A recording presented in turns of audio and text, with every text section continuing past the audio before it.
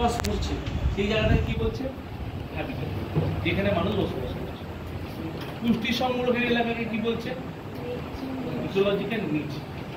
মানুষ যেখান থেকে পুষ্টি সংগ্রহ করছে, যদি মানুষের ক্ষেত্রে বলি, মানুষ কোথা থেকে পুষ্টি সংগ্রহ করছে? খাওয়ার থেকে?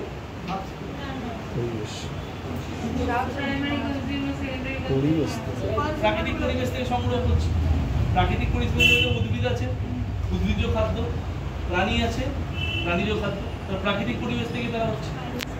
এই যে কোনো উপাদান লিখলে প্রত্যেকটা কি হচ্ছে? রিসাইকেল হচ্ছে, হ্যাঁ কি না? তাহলে উদ্ভিদের মধ্যে প্রধানত কোন এলিমেন্ট থাকে? নাইট্রোজেন। থাকে কি থাকে না? বায়ুমণ্ডলের কোন গ্যাস সব থেকে বেশি থাকে? কত পার্সেন্ট?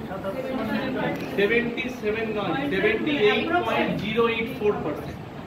লিখে রাখতে পারো, বায়ুমণ্ডলের নাইট্রোজেনের পরিমাণ সর্বাধিক, দ্যাট ইজ 78.084%। বায়ুমণ্ডলের গ্যাসগুলো একটু বলে দিচ্ছি, দেখো কোন কোন গ্যাস কত পরিমাণে পাওয়া যাচ্ছে।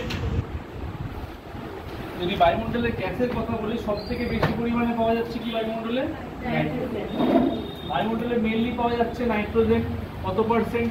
78.084%। তারপর পাওয়া যাচ্ছে অক্সিজেন 20.946%। তুমি এটাকে রাউন্ডে 78% বলতে পারো, এটাকে রাউন্ডে 21% বলতে পারো। তার মানে এই দুটো গ্যাসগুলোকে নিয়ে যোগ করে দেখো মোর দ্যান 99%।